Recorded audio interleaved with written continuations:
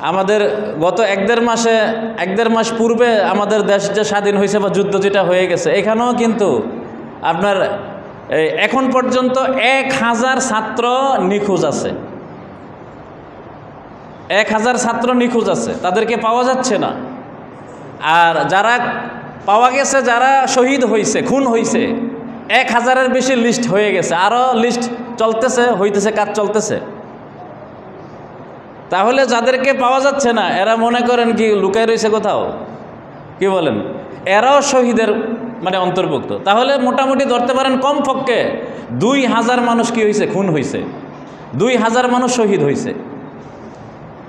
আমাদের এক দেড় মাস আগে যে যুদ্ধ বাংলাদেশে হয়ে গেল, পুলিশের সাথে জনগণের, নিরস্ত্র মানুষের সাথে অস্ত্রধারীদের যে যুদ্ধ হয়ে গেল, এখানেও কিন্তু আপনি খুঁজে দেখবেন বহু মা সন্তান হারাইছে এবং সন্তান তার একটাই ছিল,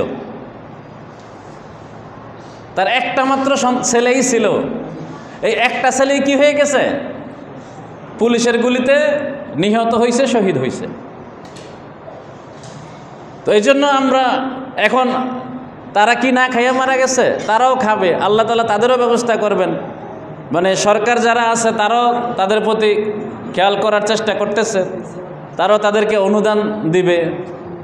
যে কোনোভাবেই সে মানে কি করবে, কষ্টে হোক অথবা আরামে হোক, মানে তারা কি করবে, চলতে পারবে, চলবে, তাদের সংসারও চলবে। আরেকটা বিষয় হচ্ছে যে অনেক সময় তো আপনার রোড অ্যাক্সিডেন্টও হয়। রোড অ্যাক্সিডেন্টেও তো আপনার কি হয়, মানে মানুষ মারা যায়। তো ওই ক্ষেত্রেও কিন্তু দেখা যাবে যে একটাই মাত্র সন্তান ছিল, আর সেই সন্তানটাই কি করছে, মারা গেছে রোড অ্যাক্সিডেন্টে। এই জন্য আসলে মানুষের যখন হায়াত শেষ হয়ে যাবে, তখন যে কোনো কারণেই যে কোনো সময়ই মানুষ দুনিয়া থেকে চলে যেতে পারে।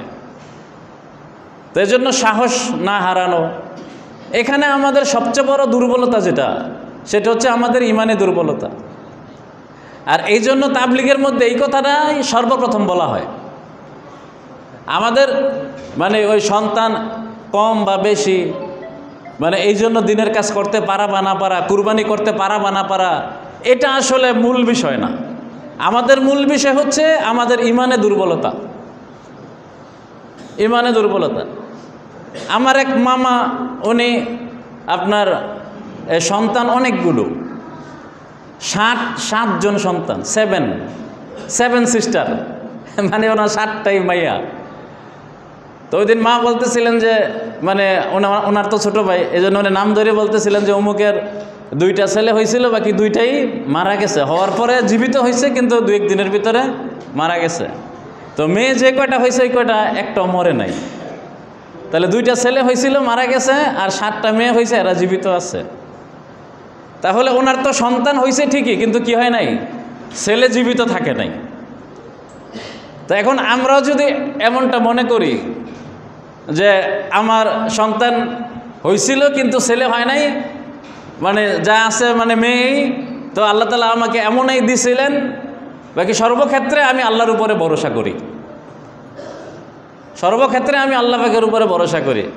এমনও আপনি খুঁজলে পাইবেন যে যার 3-4টা ছেলে আছে,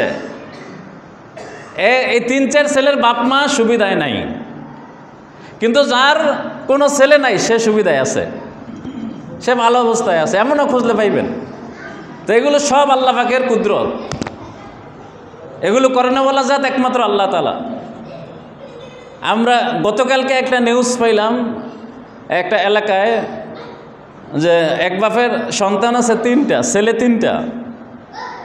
তো এই বাপ মার 3টা ছেলে, কিন্তু তারপরেও মা ভিক্ষা করে খাইয়া মরছে। আমাদের নারায়ণগঞ্জ জেলার ঘটনা, যে কোনো এক থানার কথা বুঝছেন। 3টা ছেলে আছে, আরও মেয়ে আছে 2-4টা। তো তাহলে 3টা ছেলে সবাই আপনার কর্মক্ষম, ব্যবসা বাণিজ্য করে কাজ করে, প্রাপ্তবয়স্ক, তাদেরও সন্তানাদি আছে। তাহলে 3টা ছেলে থাকা সত্ত্বেও মা ভিক্ষা করে খাইয়া মরছে, বাপ এখনো মরে নাই, বাপ ওই কাজটাই করে তার বউ যেই কাজটা করছে, অর্থাৎ বাপ এখনো ভিক্ষা করে। তাহলে এই ছেলে থাকা না থাকা, থাকার দ্বারা কোনো লাভ হয়েছে মনে করেন? হয় নাই। তাহলে তারা থাকা না থাকা কি সমানই। তাহলে এই জাতীয় কুলাঙ্গার সন্তান পৃথিবীতে না থাকাটাই কি ভালো। যদি তারা, একটা কথা হচ্ছে যে ছেলেরাও ভিক্ষা করে, সাথে সাথে বাপেও ভিক্ষা করে, তা করবো কি? ভিক্ষা ছাড়া কোনো কাম নাই। কারণ যেটি হয়তো পাও নাই বা চোখ নাই, সবাই মিললে কি করে সমস্যা হয়, মানে সবাই মিললেই ভিক্ষা করে। তাহলে তো একটা কথা ছিল, তো সেখানেও তিনটা ছেলে এতটুকু বলতে পারতো বাপ মারে যে আমরাই ভিক্ষা করি, আপনারা করে থাকেন। কথা বুঝাইছে? আমরা কি করি? ভিক্ষা করি তিন ভাই, আপনারা করে থাকেন। বাপ মাকে এতটুকু সুবিধা দেওয়া উচিত ছিল ভিক্ষুক সন্তানদেরও। কিন্তু সেখানে দেখা গেছে বাপমার কোনো এলাকার মানুষ রিপোর্ট দিতেছে যে সন্তানেরা ভালোই আছে, কিন্তু বাপমার কোনো খোঁজ খবর নেয় না, বাপ মা ভিক্ষা করে। ভিক্ষা করতে করতে মা মারা গেছে, এখন বাপ ভিক্ষা করে খায়। তাহলে সন্তান থাকলেই যে আপনি সুখে থাকবেন এটা কোনো গ্যারান্টি নাই, এটার কোনো গ্যারান্টি নাই। আমাদের কাছে এমনও রিপোর্ট আছে। আচ্ছা, আপনারা অনেকে বলতে পারেন যদি এত রিপোর্ট আপনাদের কাছে থাকে কি জন্য? একটা কারণ আছে, আমাদের কাছে এত রিপোর্টের কারণ আছে। আমরা হইলাম মানুষের দুঃখের জায়গা। আমরা কি মানুষের দুঃখের জায়গা, দুঃখের কথা শোনার জায়গা। আপনি মেম্বারের কাছে যান, গিয়ে দেখবেন যে সে আপনার কথা ভালোভাবে শুনবে না। আপনি চেয়ারম্যানের কাছে যান, দেখবেন যে মনোযোগ দিয়ে আপনার কথা সে শোনে না। আর আমাদের কাছে আসেন, আমরা আপনার কথা মনোযোগ দিয়ে শুনি। আমরা তেমন কিছু করতে পারি না, কিন্তু মানুষের কথাটা আমরা দিল দিয়ে শুনতে পারি। দুইটা কথা মানুষকে আমরা সান্ত্বনা দেই, এই জন্য এত রিপোর্ট আমাদের কাছে থাকে। কথা বুঝাইছে? এই জন্য এত রিপোর্ট আমাদের কাছে আছে। তো এই জাতীয় মানুষের বহু দুঃখের কাহিনী আমাদের কাছে আছে। মানুষ মনে করে হুজুরের কাছে গেলে দুঃখের কথাটা আমি বইলা মনটা হালকা করতে পারব, এই জন্য মানুষ আমাদের কাছে আসে বলে। তো যাই হোক ভাই, দোস্ত বুজুর্গ, এক বাপের একটা মাত্র ছেলে, ওই বাপ নিজে গিয়া থানাতে গিয়া ওই ছেলের নামে, নিজের ঔরসজাত ছেলের নামে মামলা করছে। পুলিশকে বলছে অতি দ্রুত আপনারা আমার ছেলেকে জেলে ঢুকান। এক বাপের এক ছেলের বিরুদ্ধে বাপ মামলা করছে।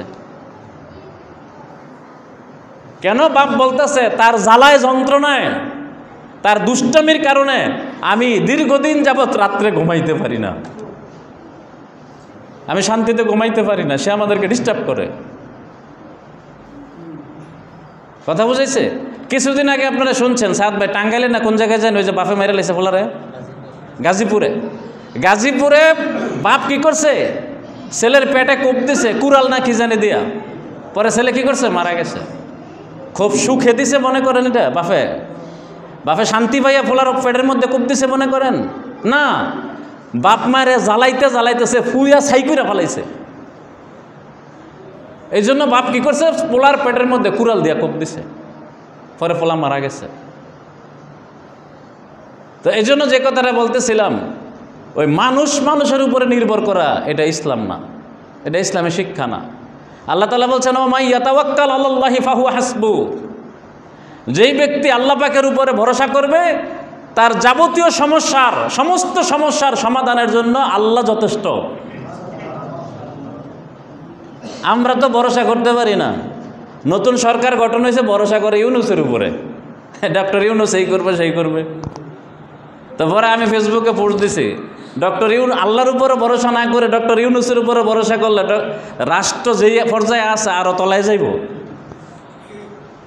আরো তলাইবে। মানুষের উপরে ভরসা করে এটা আল্লাহর পছন্দই না, এটা আল্লাহ পাকের পছন্দ না। কোনো মানুষের উপরে ভরসা করতে পারবে না, ভরসা করবে আল্লাহ পাকের উপরে। আপনারা এই যে এক ভাই কাগজ নিয়ে দেখাইতেছেন 3 কোটি টাকা বর্তমান সরকারের আমলে কে ঘুষ খাইছে, 3 কোটি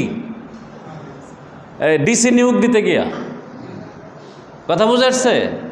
তো এখন আমি এটা অনেকরে বলছিও ভাবছিও যে ঘুষ যারা খায় তারা তো স্কুল কলেজ বিশ্ববিদ্যালয়ের ছাত্র, আর যারা দেশ স্বাধীন করছে বর্তমানে এরাও স্কুল কলেজ বিশ্ববিদ্যালয়ের ছাত্র। মানে এদেরকে যদি নর্মালি ছাইরা দেওয়া হয়, চাকরি দেওয়া হয়, তাহলে তারা যে কত পরিমাণে দুর্নীতি করতে পারে এটা জাতি দেখতে পারবে। কথা বুঝাচ্ছে? বাকি তারপরও আমরা, তারা যান জীবন দিয়ে দেশ স্বাধীন করছে, আমরা তাদেরকে ধন্যবাদ দিই।